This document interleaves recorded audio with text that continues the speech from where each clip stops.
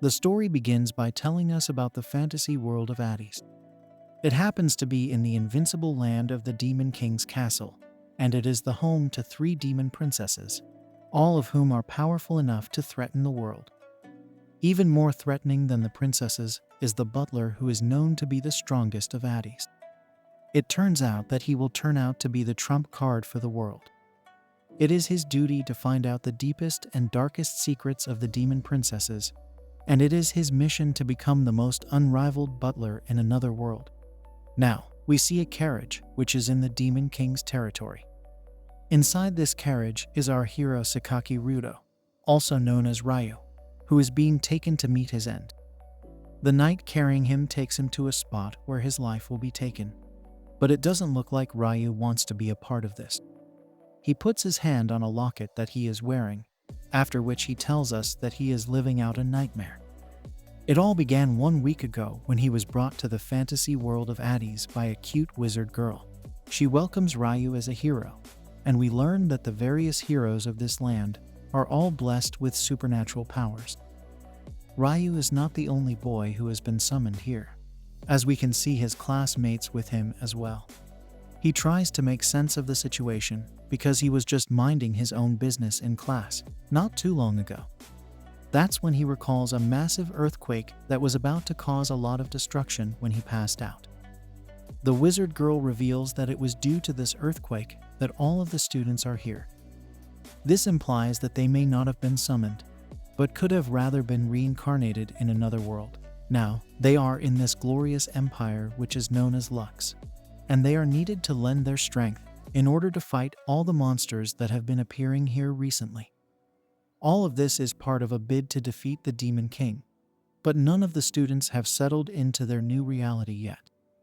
They are still trying to figure out how they got here in the first place, and some of them are not able to grasp the fact that they are not alive in their original world anymore. Our hero Sakiko has a lot of thoughts going on in his mind, and he is glad to have been brought to another world. He finally realizes that he is not in a dream anymore, and he is actually needed to defeat the Demon King, just like in all the games he used to play back in his original world. Ryu reveals to us that he had a loser life in his previous world, but he is a hero here, so it could mean a change of fortunes. He can change his perception in this new world. But just as he plans out his new life, another student asks a question. He is the popular boy of his class, and his name is Izuyama Shouda. He asks the wizard girl if she can return him and his friends back to their original world, as he does not have a clear idea of what is going on over here. She says that she can most definitely return them to their real world, but the only thing waiting for them over there is death. This means that the entire group was summoned to this world right before they succumbed to the earthquake.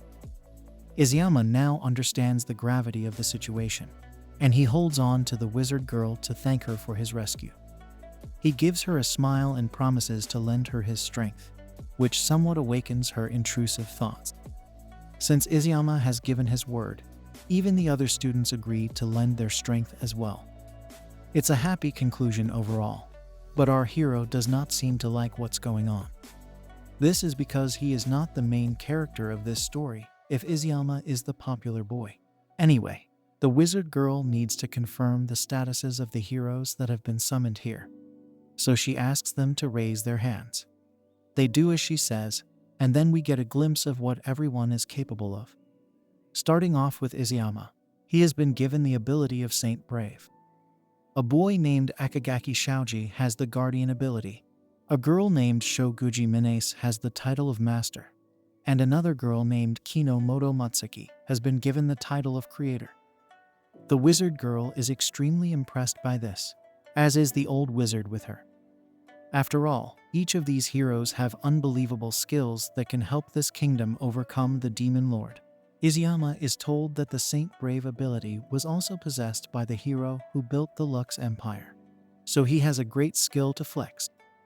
However, we do not know what has happened with Sakaki, who is hoping that his status will change this situation for him. However, when he checks out his stat bar, he sees that he has been given the title of Hanged Man. He does not have any proficiency. His life will be marked by hardships. His path will be filled with tribulations. His aspirations will be painfully broken. But even so, he has to keep fighting for the light at the end of the tunnel. Of course, Ryu only looks at these lines as some kind of odd poem, and his panicked state leads the old wizard to ask him what's wrong. Our hero shows him the stat bar and asks him what it all means. It does not look good for him, as the wizard is also shocked to see what is in front of him. He then calls out to the cute wizard girl to have a look, and we learn that her name is Iris. She comes along to see what the fuss is all about, but that's when she realizes that our hero has a blank status. Ryu asks her what this means, so she replies that even though it is unfortunate, the truth is that he is not a hero. This naturally shocks Ryu, so he holds on to the wizard girl and asks her what's the meaning of this. He wants to know what will happen to him if he is not a hero, but he gets a bit too restless, so he is asked to calm down. It's Izayama who brings him back to his senses, but it's a bit too late as we can see all the other students looking at him with doubtful eyes. They start to gossip about him and say all kinds of mean things, such as calling him a weirdo for attacking Iris, even though he is the one who does not have any powers of his own. At the end of the day, it's the same old story for our hero, because the kids of his class would judge him the exact same way back in Japan as well. The gossip becomes a bit too much for him to take in, but he's used to it anyway. After all, none of the students really expect anything from him after an incident that had happened back in their original world. Ryu knows that no matter what he says, he will not be able to sway the public opinion on him due to this very incident. He is being laughed at by everyone again, so nothing has really changed even after being summoned to a fantasy world. Now, Iris apologizes to him for all the confusion, and she says that she will explain the whole situation to him soon. Our hero says sorry to her as well, because he did act out of line. Now, the wizard girl says that all the chosen ones will receive training for a full 1 year in order for them to get ready to defeat the Demon King. However, they are all given 1 week off so that they can get used to the ways of this new world. This is good news for the students, and they are looking forward to explore everything in the Lux Empire. There will be a welcome party for them as well, so the kids are excited, and they start making plans for this week. One of the students says that he could really use his smartphone right now, but Ryu has other problems to deal with. He thought he could live a much better life in this world, but as it turns out, he does not belong here either. Now, Iris comes to him and says sorry for making him so anxious. He says it's all right, and then the wizard girl says that she would like to ask a favor of him. It seems like a simple enough request, but Iris suddenly turns to demon mode and tells our hero that she will need his cooperation for the sake of her empire. This creeps him out for sure, but then he realizes that he can be useful to Iris if he listens to what she says. She tells him that he will find value if he obeys her commands, so he decides to grant her the favor. After all, it's much better than being with a group of classmates that have bullied him all the time. Before things can move further, Kinomoto calls out to Ryu and asks him if he is going to the party later. He says that he will skip it because he knows he will not fit in over there. He then tells her that she is amazing because she has been given the skill of creator. She does not look happy and even apologizes to our hero, so he asks her why she is saying this to him. Kinomoto reveals that she was not able to cover for him earlier, and this is why she is feeling bad about herself. Ryu looks at Kinomoto as if she is some kind of angel, and then she gives him the locket we had seen earlier. He asks her what it is, and she explains that she has put her magic into the locket. It will get activated if he breaks it, and will be useful in an emergency.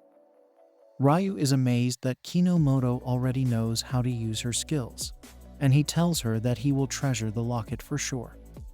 Kinomoto asks him what he will do now, and he explains that Iris does seem to have a job for him.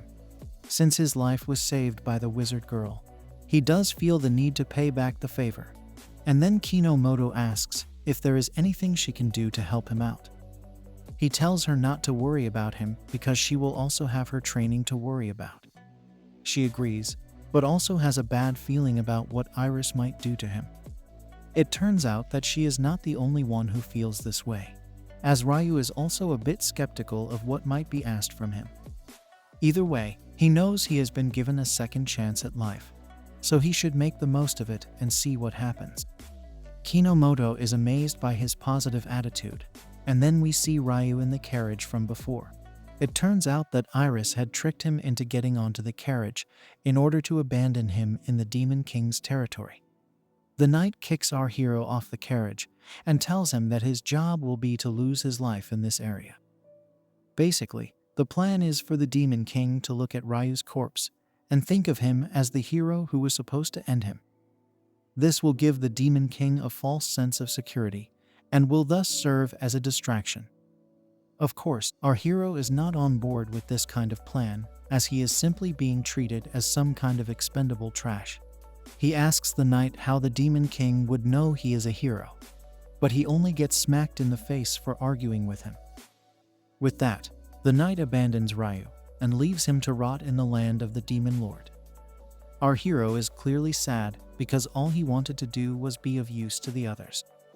He thinks back to his classmates and Iris, and only believes that they were never on his side.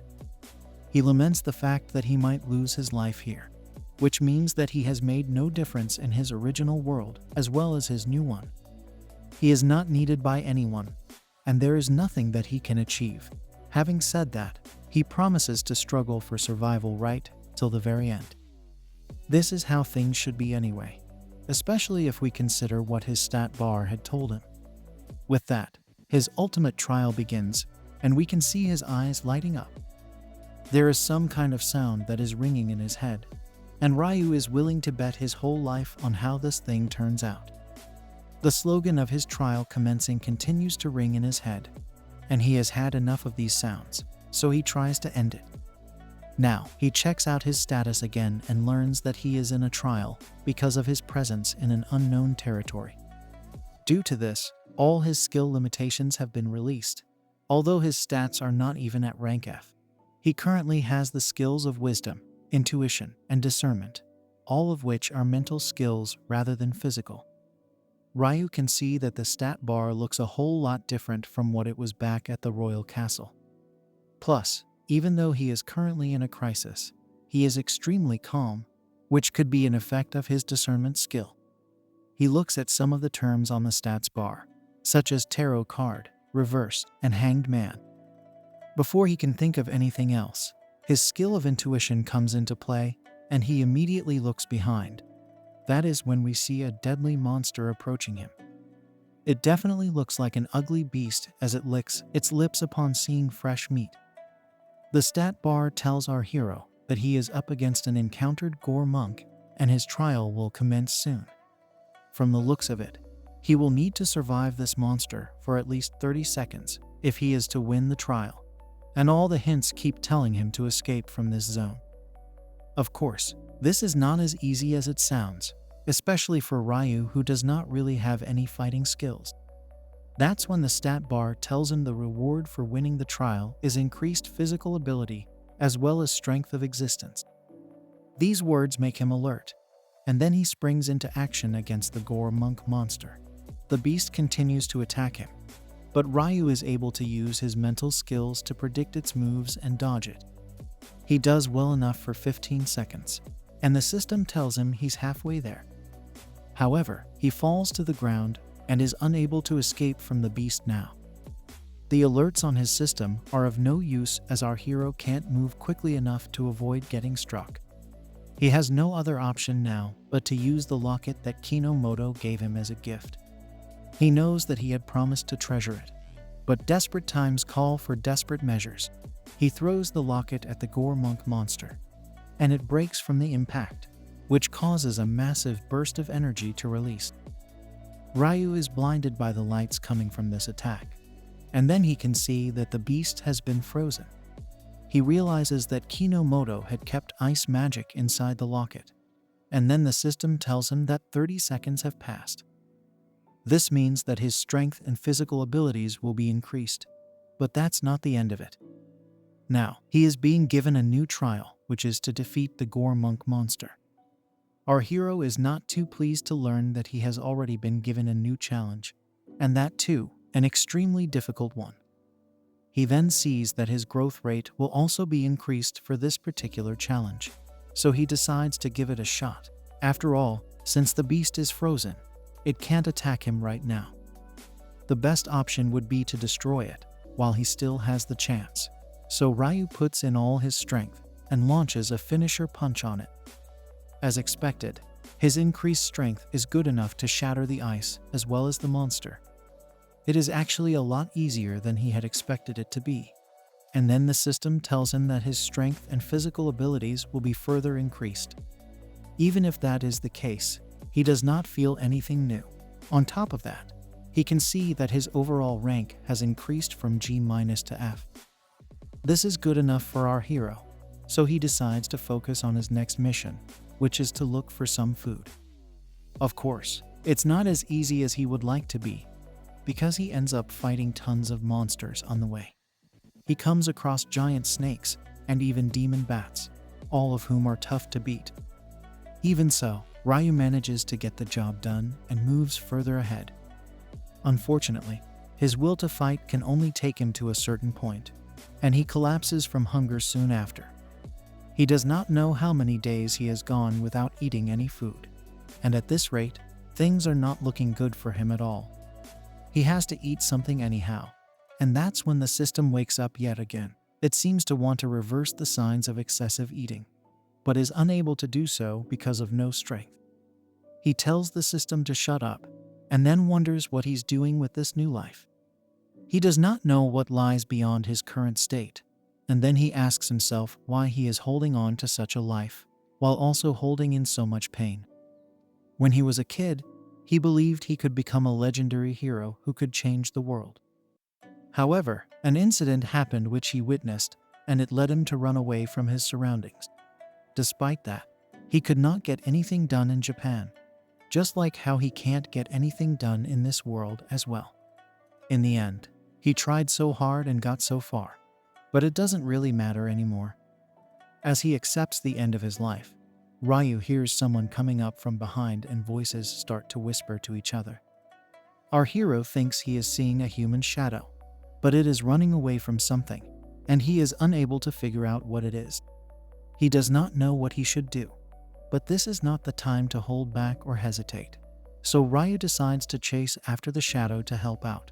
Now, we see that the human who was running away is actually a demon princess who is trying to escape a Gore Monk monster. She orders it not to come near her when she gets cornered, but it does not seem to be of any use.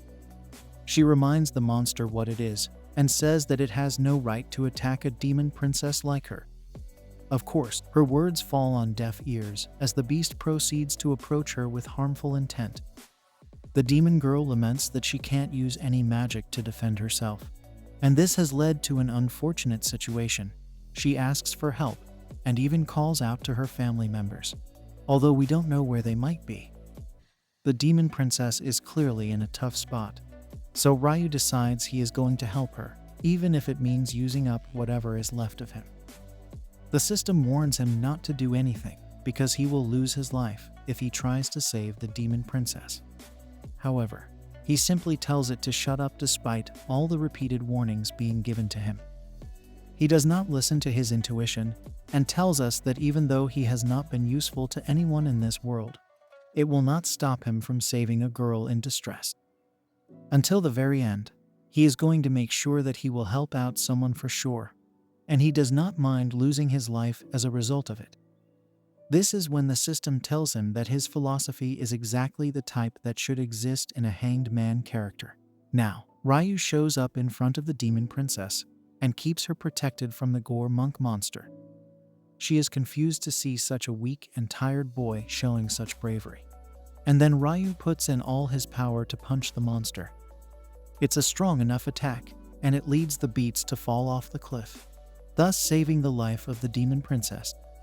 However, it looks like our hero is also falling off the cliff due to the momentum of his punch. As he falls to his end, he recalls how he has given his life away, and it is exactly like how the knight from the Empire had told him. However, he knows that he has saved someone's life in the process, and that should be good enough for him. At the end of it all, he is glad that a seemingly useless life has served some purpose. Suddenly, he can hear the demon princess talking to him, as she asks him not to be so absent-minded. Her name is revealed to be Ruru Noah, and she says that he has saved her life, so she will not allow him to be ended just like that. She is preparing something for him to eat, but he thinks that he is still dreaming. Now, Ruru puts a magical item inside Ryu's mouth, and she says that he will get better from it. She also reveals that Ryu was out cold for a whole day, so he should not exert himself at all. He says okay, but Ruru says that he should not be so disrespectful to the daughter of the Demon King. He should be saying things in a way as if she is her ruler, but this confuses him. The demon princess smiles at our hero, and she looks very cute, but Ryu can't afford to let his intrusive thoughts take over. He gets up and is in shock over realizing that he has just saved the life of the Demon King's daughter. It's quite funny, because he was abandoned due to the fact that he would be useless in the subjugation of the Demon King, and yet, here he is being fed by his own daughter. Now, Ryu's system gets activated again and says something odd. He has been fed some magic power by an Arcana holder, which means that the abilities and skills of both parties will be increased. The system also tells Ryu that it had expected him to pull off something so heroic. The demon princess is a bit confused to see Ryu seemingly talking to himself. And that's when our hero realizes that Ruru can't hear what the system is telling him. Strangely enough, the system answers his thoughts and tells him that nobody else can hear their conversation. Naturally, Ryu asks the system why it has suddenly started to talk to him as if they are pals. So it says that the Hanged Man has proven himself to be an interesting character. The system also seems to call out our hero for putting his life on the line for someone else. This is because it believes that the only reason Ryu is doing it is to satisfy his own need of approval. Our hero does not like such words, so he tells it to shut up. Of course, he does not realize that he is basically making a fool of himself in front of the demon princess. He tries to brush aside the topic and asks Ruru for a proper introduction. She gives it to him by stating that she is the one and only daughter of the Demon King Rurukia. She hilariously asks Ryu to praise her for simply giving an introduction. But he wants to know why the daughter of the Demon King is here in the dangerous woods. Ruru does not like that he was not paying attention to what she just said. And then she goes on to explain how it was her birthday yesterday, which meant that she had received a lot of gifts. She did not realize that among these gifts was hidden a magic sealing spell, as well as a teleportation device. As can be guessed from the name, the magic sealing spell was like a curse which prevented Ruru from using any of her magic, which is rather cruel. It also explains why she was not able to defend herself from the Gore Monk monster. Ryu plays along, but in his head, he's wondering how silly Ruru has to be to get a curse placed on herself. Now, the demon princess wants to know why a human is here in this dangerous territory. To her, such areas are usually a walk in the park. But Ryu calls her out because crying for help against a monster is a pretty rough situation. Ruru comes close to him and tells him to shut up, but he feels she is a touch too close for comfort. He reveals his name, and that's when he wonders if she's aware of him being summoned to this world in order to defeat the Demon King. Normally, the two of them would have been sworn enemies, but in this case, she thanks our hero for saving her life. This means she has no idea about his true identity, so he decides to be honest and upfront. He tells her that she may not believe him, but he is actually a fake hero who has been summoned her from another world. Contrary to how he would have expected her to react, the demon princess is actually thrilled to see Ryu, as she has never really met anyone from another world.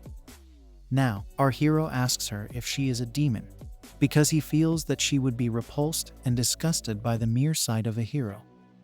Instead, Ruru says that heroes are supposed to be the strong ones amongst the humans, so it fits within his category. She also seems to find him cool. But Ryu knows that he is not really worthy of such a phrase. He goes on to tell her that all of his other classmates became heroes, but he was not chosen to be one due to his low stats. This led to him being abandoned here, and he does not have any place to return to anymore. As the both of them sit down to have a chat, Ryu thinks about how hard it has been for him to try and settle into this world. He was not able to achieve anything until he saved Ruru. And this holds true even for when he was back in Japan. He has been searching for something all his life. And it does not have to do with him being a main character or a hero. He just wants to find something he can do regularly, and also for a place where he feels like he can belong. However, such things do not exist for him, which is why he is roaming around like a headless chicken. Since he has no reason or place to live, he only rescued Ruru for his own satisfaction. Of course, the demon princess does not care about his intentions at all, because at the end of the day, he managed to save her life, and that's what matters the most. She reveals that she gets targeted a lot of times because of who her father is. But our hero did not even hesitate to save her life despite not even knowing who she was. This gesture has made her incredibly happy, and she wants to reward Ryu for what he has done. Since he wants a reason and a place to live, she is ready to give both to him. She states that the reason he is still alive right now is to come to this world and save her life. This is when she suggests that he become a butler in the Demon King's castle. If he does this, he can live to protect Ruru, and will also have a place to stay. Ryu can't believe that Ruru was able to decide all of this so easily and all by herself. But he is still happy because he is wanted by her. It does not matter if she is a selfish demon princess, because our hero has finally got a reason to live. He knows that if he takes her hand, there is no going back, and he is ready to make that choice. Ruru gives him an order, and it is to live for her. So he takes her hand and begins a rather strange relationship with the demon princess. Now, the couple walks through the forest while Ruru sings about how she is going to become the next demon king. Ryu is only interested in knowing if they are going the right way because he feels like they are lost. Ruru tells him such a thing can never be a problem, and they will be at the Demon King's castle soon enough. At this very moment, a giant cobra snake shows up out of nowhere, and it causes Ruru to panic. She does not know what to do, but Ryu does, and he smacks down the monster with a smack to the face. He asks the demon princess if she is all right, and she nervously states that she has wisely chosen her butler. Ryu becomes a bit humble and tells her that she is the one who has made this possible. Now that it has been 2 days since he has been escorting Ruru, Ryu has got a better understanding of his own powers. He explains his own leveling skills to us by talking about monsters fighting him. Basically, if he comes across a monster that is stronger than him, or from an unknown territory, then he begins a trial against them. Depending on the gap in skills between them, he will level up as per survival as well as subjugation skills. Ryu has been gaining a lot of strength due to defeating countless monsters, and he is not even feeling hungry or thirsty anymore despite surviving a few days without any food or drink.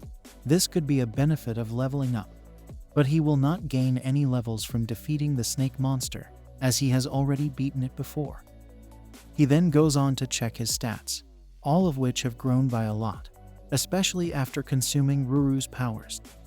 He is now at rank C, which is quite good for a boy who has just been summoned to this world. There is also the reverse skill on his stat bar, but he does not know what it means and how he can use it. After all, it had failed when he tried to reverse the gluttony effect because of no sustenance at the time. Suddenly, the system voice comes back and tells our hero that he is in a much better state now. This means that he can activate his reverse skill if he would like to do so. However, Ryu makes fun of it by saying it is way too eager to talk about his reverse skill. The system gets offended and tells our hero that it has only stayed silent because of the romance that was brewing between him and Ruru. Ryu gets a bit embarrassed, and he tells the system to stop making fun of him, because it was the first time he ever saw kindness in this world. The system call him out for being heartless because he seems to have already forgotten about the girl who gave him the locket before he left for the woods. Of course, it is referring to Kinomoto, but Ryu does not seem to recall what she had done for him. The system asks him why he is being so silent, and then reminds him of how he ended up beating the Gormonk monster the first time. Ryu can't seem to remember it instantly, but then he realizes that he was able to freeze the beast before punching it to pieces. However, he can't recall all of it, probably because he is too tired of the walking around. Suddenly, Ruru calls out to him and says that she can see some black and purple smoke. This is the smoke signal of the Demon Knights, which means that they could be nearby. Having said that, the Demon Princess instantly jumps on top of Ryu's back and asks him to run towards the smoke, although he is a bit confused. She says that if they run fast, then they can meet someone named Zira, who is supposed to be with the Knights. Ryu asks her who Zira is, and she says that she's a friend. With that, our hero activates his inner athlete and charges towards the target with a jolt of speed. Ruru is amazed by his speed, but he tells her to hold on to him properly if she wants to remain on his back by the time they reach their destination. Ryu is aware that the Demon Princess wants him to meet her knights, but he is not sure if they will accept him as a human. As a matter of fact, he even worries that they might want to take his life the moment he hands Ruru over to them. The Demon Princess tells him that once they get to the Demon King's castle, she will introduce him to her father, Zira, and someone else named Nell. She asks him to just be confident and hold his head up high while she handles the rest.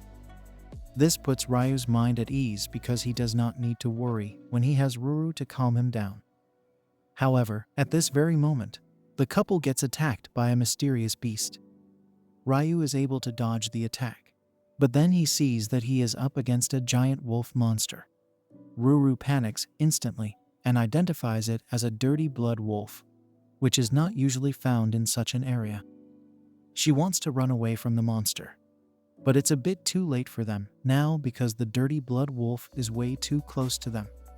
Ryu points out correctly that they will be ended if they look away, so the only option now is to take the beast head-on. Since this is an extremely powerful beast, the system wakes up and tells our hero that his trial will begin soon. The trial reveals that the breed is actually a death-mound great wolf, and the target is to defeat it.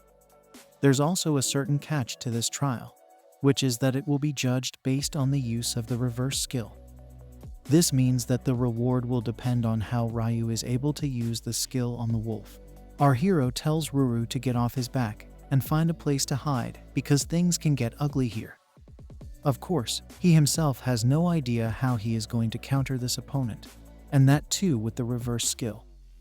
The system becomes sentient once more and tells Ryu that his body is at the perfect level to awaken this secret weapon. The only thing he needs to make it work is strong emotion, but he has no clue what that is supposed to mean. The system tells him it's the same tool he needed to reverse gluttony, but he did not have energy to do anything back then. This time is different, so he has to challenge it one more time. Of course, saying it so suddenly will not make a difference to Ryu, but he has to act fast in front of the monster. The wolf slashes him with a paw attack, and Ryu has no idea how it happens so quickly. The beast is too fast for even his intuition to work, and then he sees Ruru trying to cheer him on. Of course, she should be focusing on running away because things are not looking too good for our hero. Ruru does not listen to him, and she tries to shoot at the death-mound giant wolf. This obviously does not work on the beast, and only angers him further towards the Demon Princess. Ryu worries that the wolf will attack Ruru, so he demands him not to lay a hand on her. This awakens his emotion, so the system tells him that he can choose his reversal based on the original sin of humanity. Ryu does not care about any of these philosophies, and he says that he only wishes to protect his mistress. He is fine with whatever power comes his way, so he demands the system to give him this strength. Ryu is extremely passionate about this, so his reverse skill is activated with greed as the emotion. The reversal process begins with a flash, tempting both Ruru as well as the wolf monster to see what exactly is going on. What follows is a lengthy explanation from the system, which highlights the nature of the avatar that our hero is about to take on. He turns into a plunderer who spares no one due to his desire for more and more. He is the man who has lost to his desires, and he is called the Mask of Greedy Black Death, also known as Mavalisha. Ryu has a crow mask on him now, and he looks more epic than he has ever been across both his lives. He floats in the sky and looks at the giant wolf with scorn in his eyes. The beast gets triggered by his sight, so he decides to attack him with full force. Taking him down is a piece of cake for our hero, so he uses his move Genius and traps the monster in giant chains.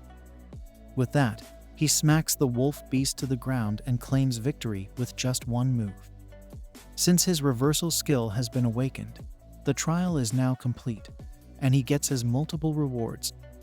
His strength and physical abilities grow yet again, and on top of that, he has also been granted an eternal dominion over the death-mound Great Wolf. The danger is over now, but there are a lot of questions that need to be answered. Ruru asks Ryu if he is still the same man she chose to be her butler, because the outfit he is wearing is rather odd. She wants an explanation, and our hero would love to give one, but he himself seems to be lost for words. Anyway, he has to do something about the wolf monster, which has been tied up by the chains, but is still looking quite angry. He takes a look at his stats and can see that he is at a much higher level due to his reversed condition. He has tons of new skills to boast, including that of making anyone his slave, but he only has 5 minutes remaining on his reversal timer. Ryu is upset to see this because he will not be able to check out the rest of his abilities. But then Ruru calls him strange for speaking to himself. Ryu knows that Genius was not the move he needed to use to calm down the wolf monster, so he takes a closer look at it and can sense some kind of other magic that has been cast on it. He can also sense pain coming from the beast, so he uses his goblin move to free him from his chains. This move is used to absorb the Berserker curse that has been placed on the Great Wolf too.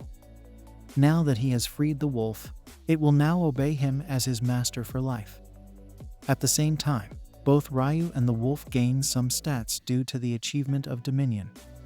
Our hero celebrates his achievement, but he laments that his head is hurting from all the information he has had to process. Ruru asks him if all is well, and he says yes, but he also needs to finish this up, while he still has the strength to do so. Now, the system asks Ryu if he would like to exercise dominion over the Great Wolf, but he is a bit hesitant to do so. The system tells him that it's really impressive for him to have achieved such a thing, so he should just go ahead and make the beast his pet. This makes him consider the proposal for a bit, but at the end of the day, he decides to reject the proposal, much to the dismay of the wolf. He even gives our hero the puppy eyes, but he tells him that his hands are full right now, since he is so occupied. He really can't afford to bring in a pet for himself. If the wolf could shrink his size, then he would have gladly accepted him, but he doubts if the beast can do that. Even so, the system tells him not to give the wolf any ideas, and it will not be held responsible for anything that may happen as a result of this. Ryu has other things to worry about, and then Ruru rushes to him for a nice hug. She thanks him for all that he's done so far, because he has been an amazing butler to her. Since he is indispensable to her, she will make sure that he will be acknowledged and accepted by the rest of her family. From the looks of it, things are going to get very exciting for Ryu. Now, we shift to the Demon King's castle, where we see our hero comfortably placed inside a nice bed. He wakes up, but does not seem to recognize where he has been brought. That's when he hears a voice from a cute maid girl telling him that he's been asleep for a while.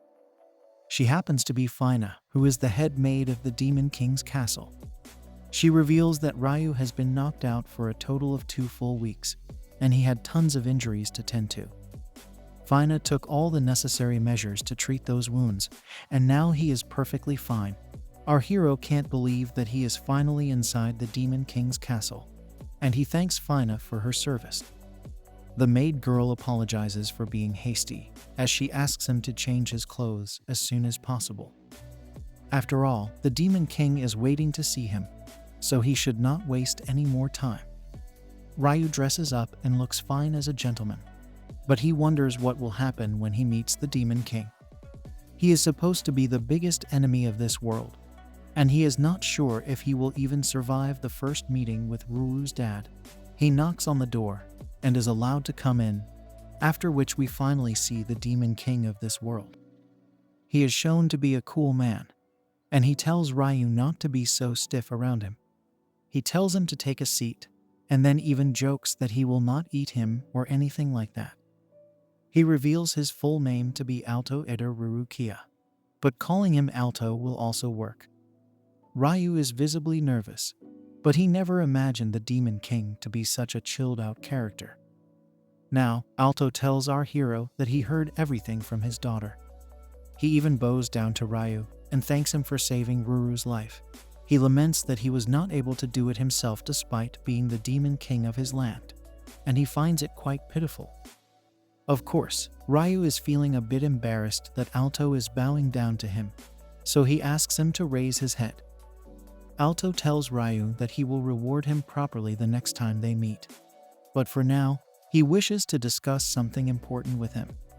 First of all, he wants to confirm that the people of the Lux Empire were not able to see his skills and stats.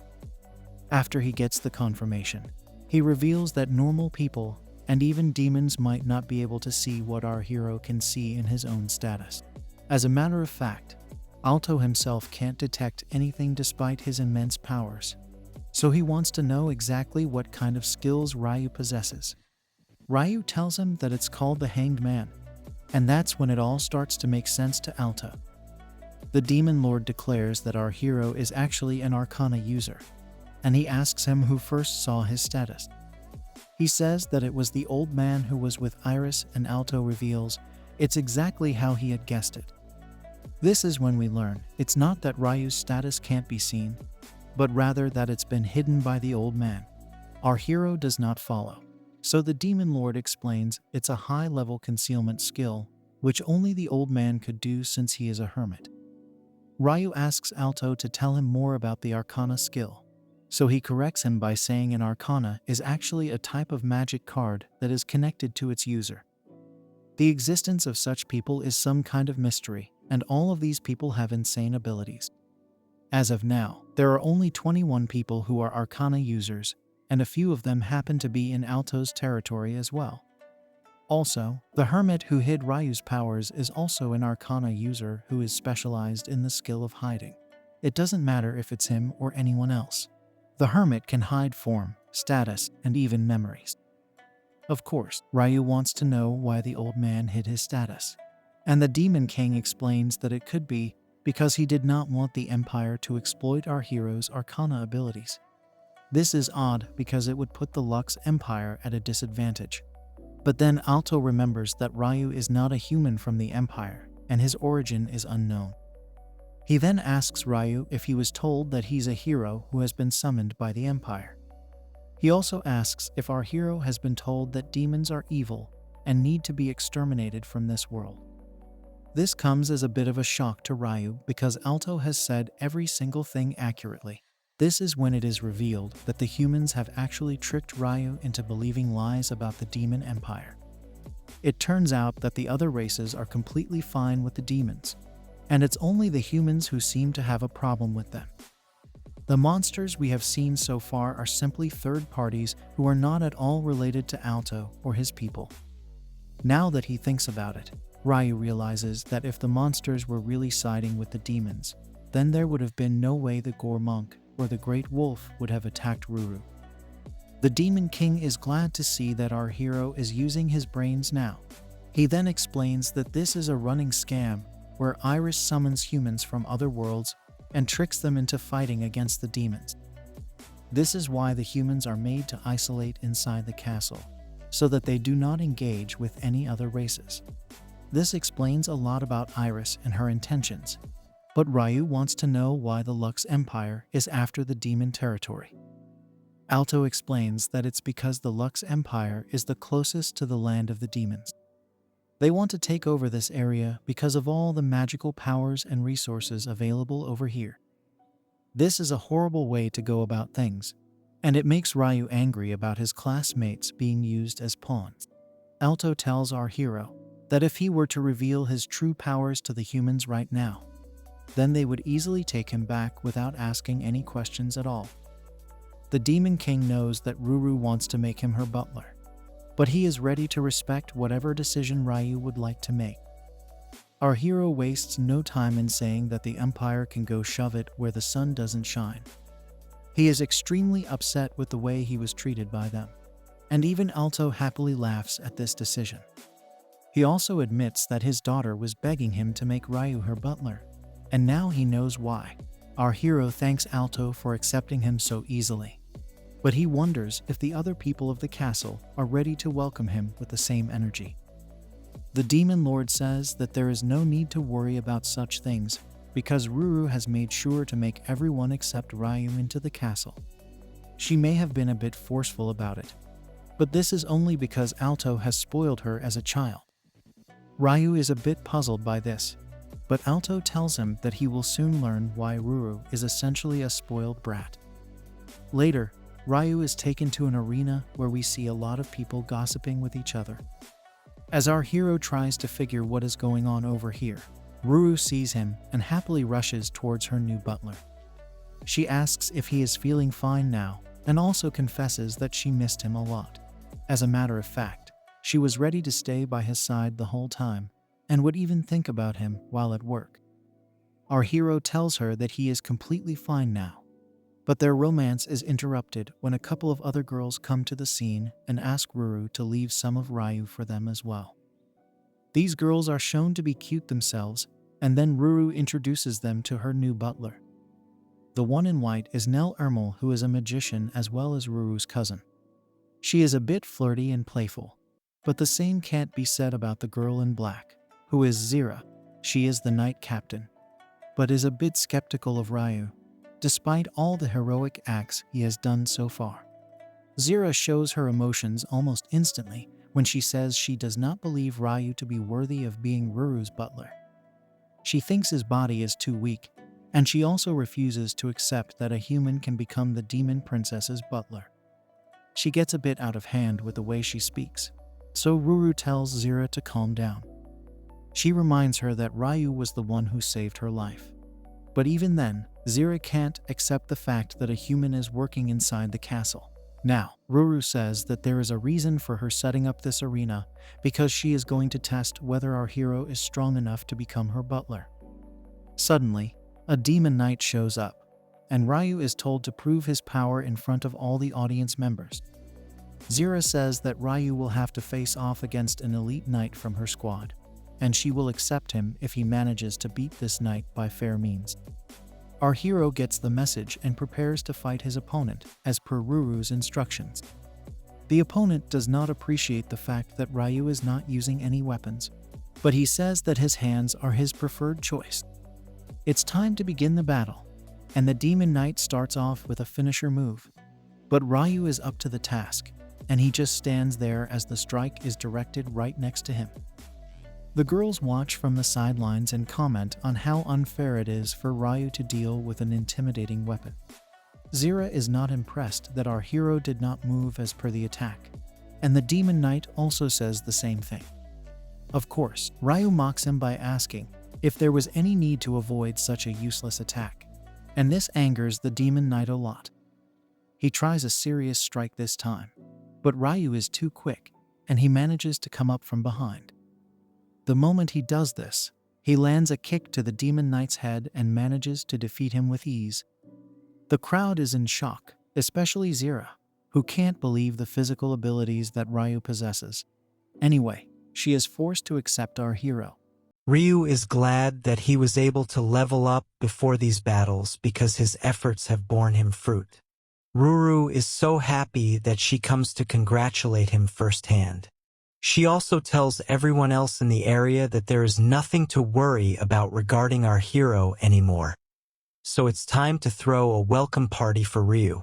She then asks him to come with her, but he also has a request for the demon princess.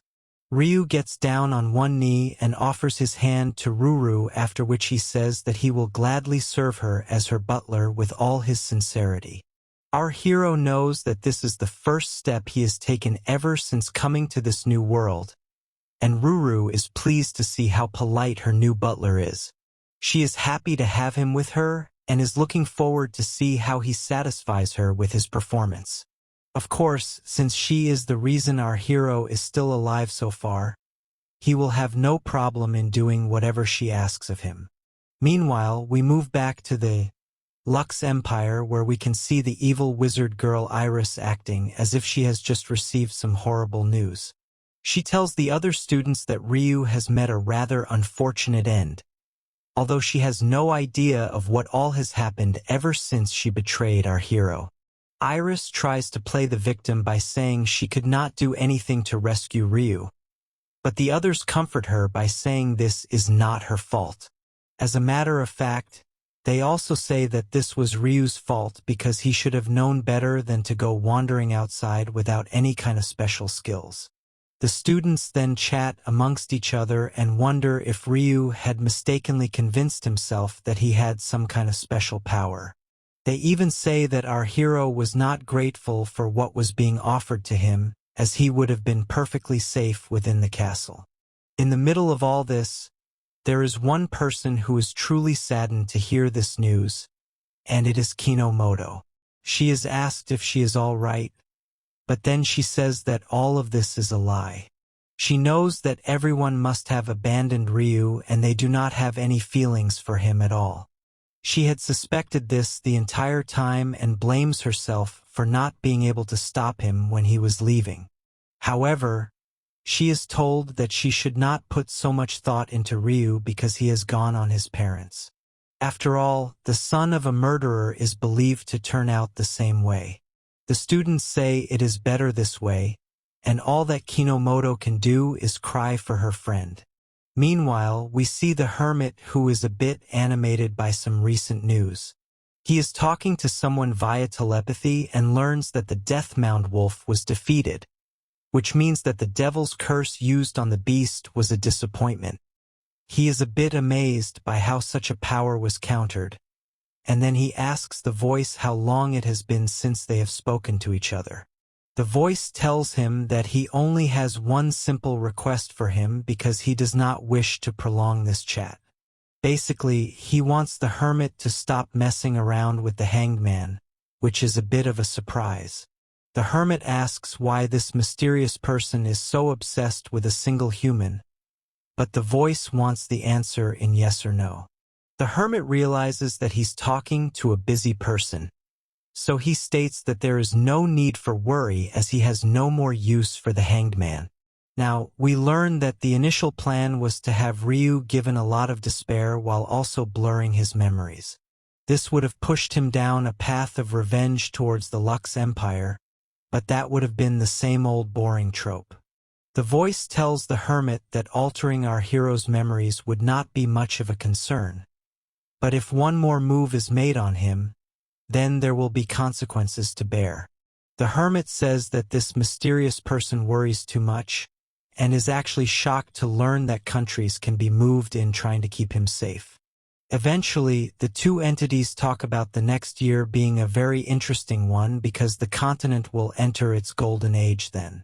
Heroes from other worlds, whether they are normal people or descendants of princes and princesses from all races, will enroll into the Imperial Capital Academy during this team. This will lead to a number of discoveries that even S-rank adventurers have never seen before. After all, the dragon beasts and other such creatures are becoming a lot more active already. Everything will converge in 1 year as if the whole thing was planned right from the start. The most important aspect out of this all is the 12th Arcana, who has been missing for a long time. He is the only one with the ability to grow amongst the completed Arcanas, which means that he is the one who can turn everything upside down all by himself. It's pretty obvious that this 12th Arcana is Ryu, and he is going to wreak a lot of havoc very soon, as he is the trump card as per the prophecy. What lies ahead is indeed going to be a very turbulent era for everyone. Now, it's time to go back to Ryu and his new life at the Demon Castle. Just outside the place, we can see a little girl making her way outside the bushes and making her way to the castle.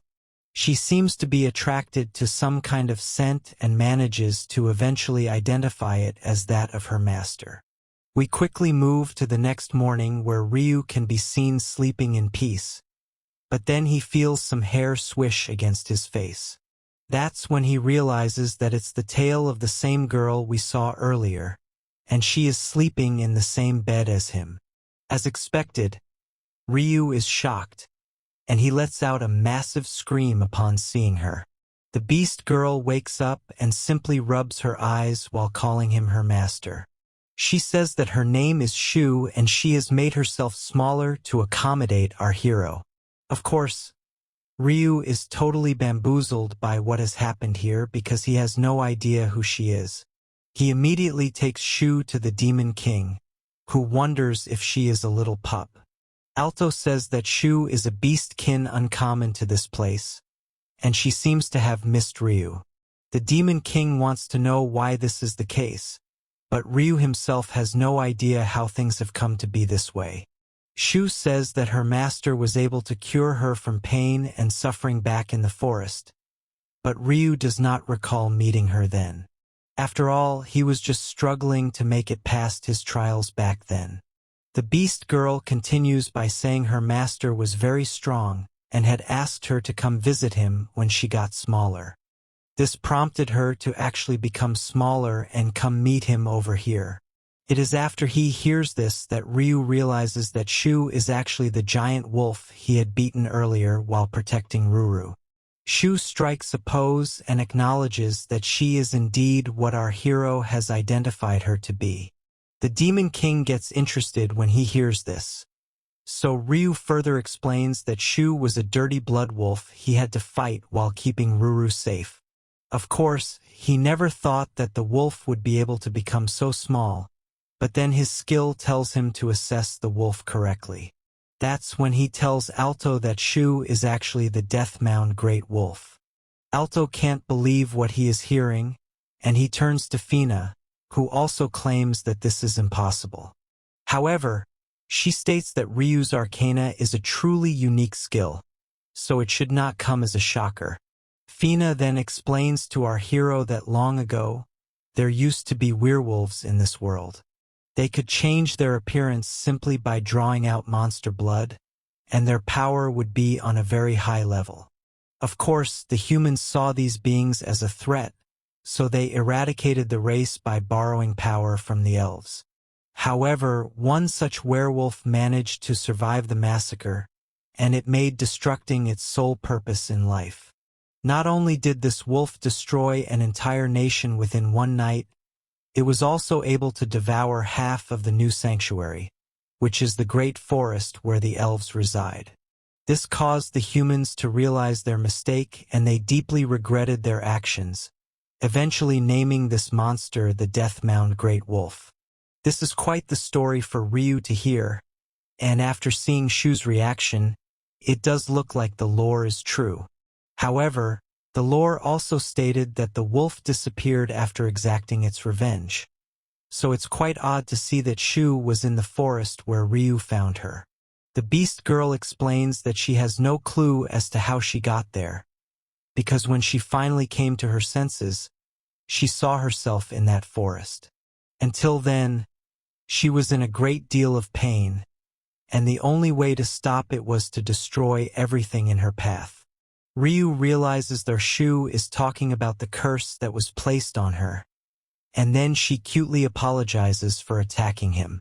She tries to justify why she behaved that way, but our hero knows it and pats her on the head to show his affection. He asks her if Shu is her full name, so she reveals that it's actually Shuvate.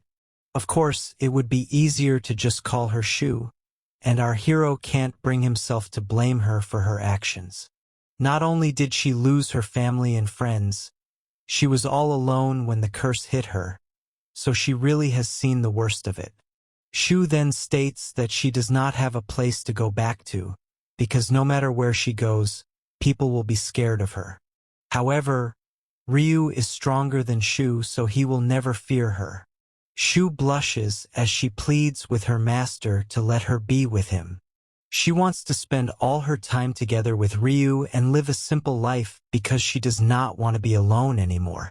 This is a very emotional moment, especially as Shu hugs our hero while in tears. Such a scene would make anyone cry, and we can see Ryu also embracing Shu with care.